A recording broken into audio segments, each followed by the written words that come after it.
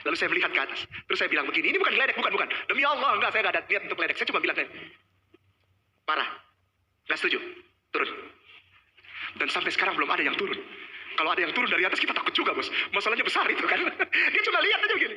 Berarti dia setuju, ya dah? Dia tidak melakukan apa-apa. Di atasnya cuma begini aja lihat. Nah.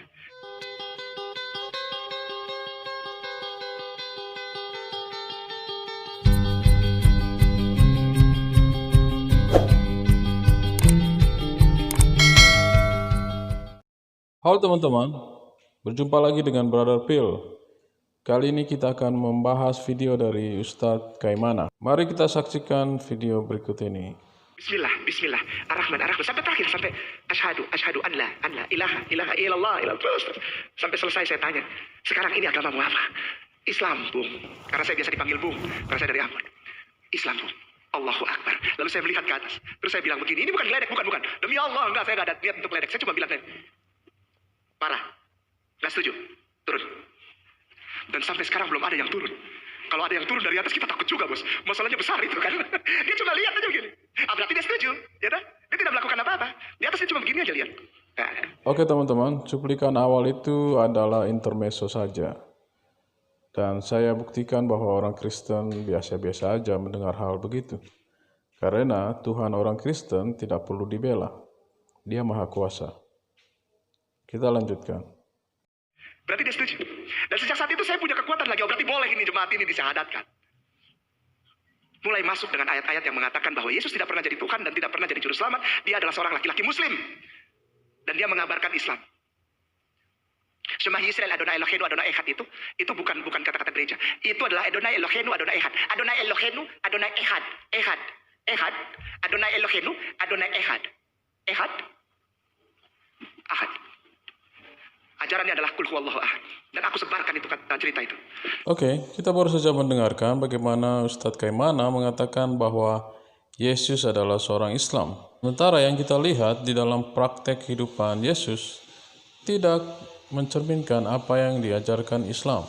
Yesus dibaptis di Sungai Yordan. Apakah di dalam Al-Quran ada baptisan? Tentu tidak. Yesus mengajarkan mengasihi musuh dan berdoa bagi mereka yang menganiaya kamu. Apakah dalam Islam ada konsep seperti itu? Yesus mengatakan aku dan Bapa adalah satu.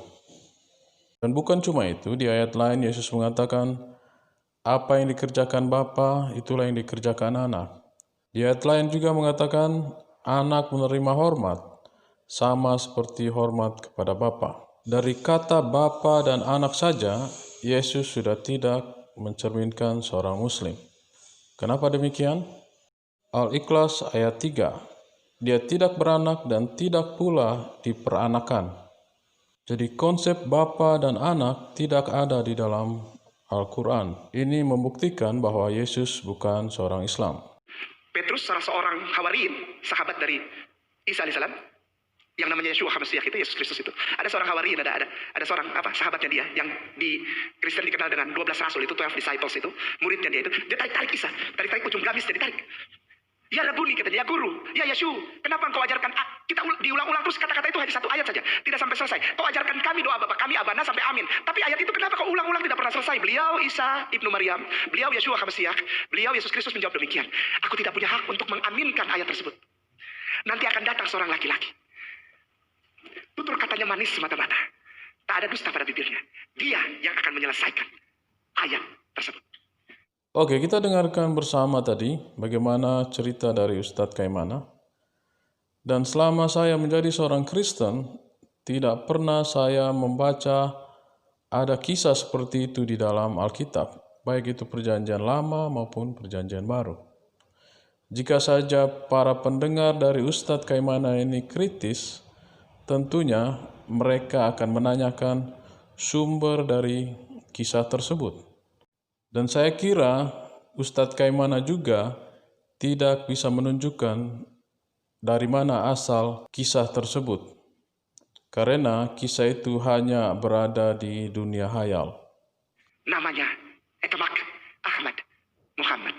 Altid halon hefe menahma Etmak Muhammadim bihota hasta biyallah.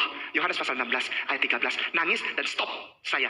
memanggil Yesus Tuhan, dan saya langsung mencari tahu siapa laki-laki ini. Kenapa namanya berulang-ulang ada di kitab suciku? Nggak sopan. Mari kita membaca Yohanes 16 ayat 13. Apakah benar bunyinya sama seperti yang dikatakan oleh Ustadz Kaimana? Tetapi apabila ia datang, yaitu roh kebenaran, ia akan memimpin kamu ke dalam seluruh kebenaran. Sebab ia tidak akan berkata-kata dari dirinya sendiri, tetapi segala sesuatu yang didengarnya itulah yang akan dikatakannya. Dan ia akan memberitakan kepadamu hal-hal yang akan datang. Kita baru saja mendengarkan bunyi ayatnya. Dan di sana tidak ada dikatakan bahwa Muhammadlah yang dijanjikan oleh Yesus tersebut.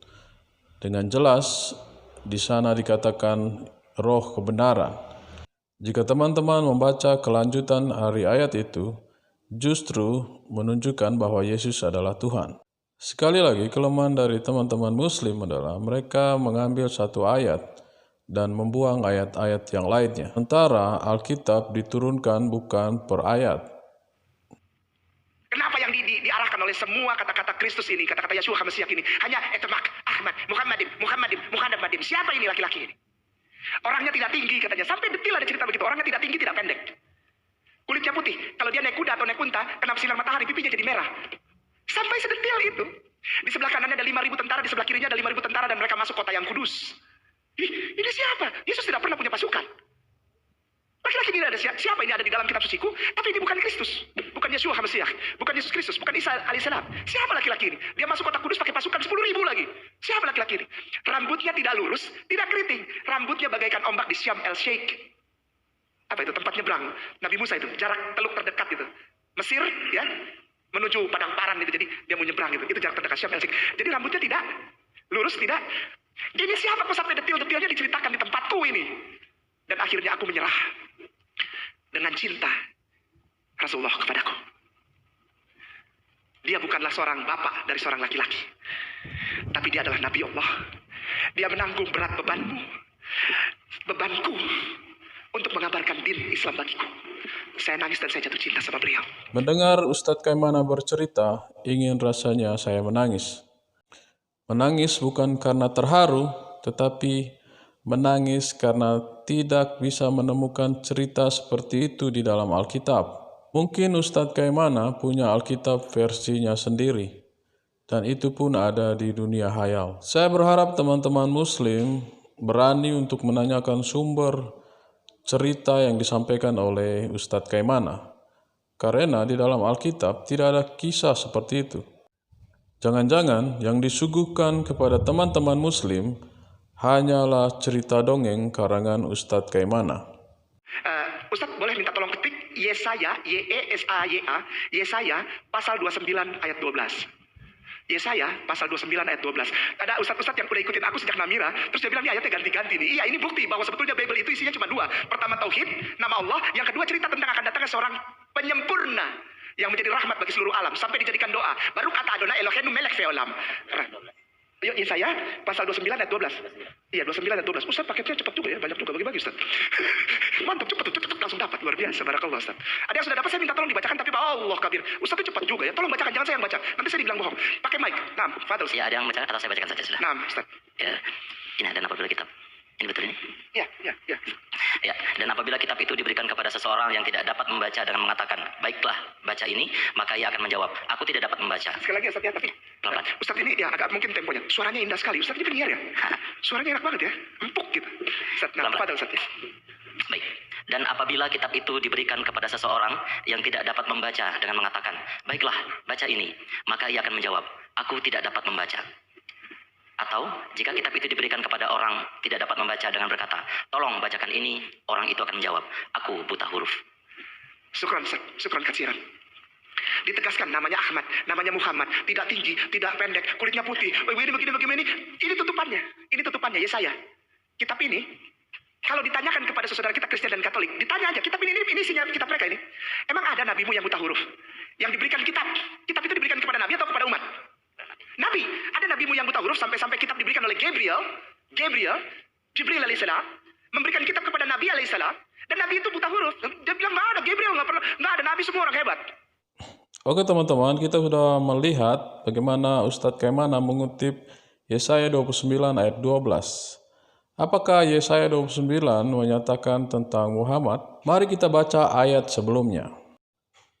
Yesaya 29 ayat 11. Maka bagimu penglihatan dari semua itu seperti isi sebuah kitab yang termeterai. Apabila itu diberikan kepada orang yang tahu membaca dengan mengatakan, baiklah baca ini, maka ia akan menjawab, aku tidak dapat, sebab kitab itu termeterai. Jadi di ayat 11 mengatakan bahwa kitab itu diberikan kepada orang yang bisa membaca, tetapi dia tidak bisa membaca kitab tersebut karena kitab itu termeterai. Kelanjutannya di ayat 12, di mana diberikan kepada orang yang tidak bisa membaca. Tentu saja orang itu tidak bisa membaca kitab tersebut, karena kitab tersebut termeterai dan orang itu sendiri tidak bisa membaca. Inilah akibatnya kalau asal comot ayat. Akhirnya maksud ayat tersebut jauh daripada konteksnya. Saya sarankan kepada Ustadz Kaimana agar berdiskusi dulu dengan Ustadz Haikal Hasan. Apakah Nabi itu benar-benar buta huruf atau tidak? Karena Ustadz Haikal Hasan justru memiliki pendapat yang lain. Siapa bilang Nabi buta huruf? A'udzubillahi minasyaitonir rajim. Rasulun minallahi yatlu suhufam mutahharah. Yaitu seorang rasul dari Allah Muhammad yang membacakan lembaran-lembaran yang disucikan Al-Quran. Kok berani-beraninya orang bilang Nabi nggak bisa baca? Hah? Mana orangnya? Bawa kemari. Rasulun yatlu suhufan mutahharah. Al-Bainah ayat 2. Rasul yaitu Nabi Muhammad yatlu suhufan yang membaca lembaran-lembaran. Di mana buta hurufnya? Biasanya dituliskan tentang seorang nabi yang begitu dapat Alkitab, begitu dapat kitab, disuruh baca dia tidak bisa baca dan orang Kristen tidak bisa menerangkan sampai detik ini. Tapi kalau saya datang kepada muslimin, otomatis jawabannya langsung ya. Apa itu tadi yang dibaca itu? Al-Bainah ayat 2. Rasul yaitu Nabi Muhammad yatlu suhufan yang membaca lembaran-lembaran. Di mana buta hurufnya? Oke teman-teman, demikianlah tanggapan kita terhadap video dari Ustadz Kaimana. Dan sebelum saya tutup, saya mengucapkan terima kasih kepada teman-teman yang sudah mendukung channel ini. Baik itu berupa moral maupun material. Tuhan memberkati teman-teman.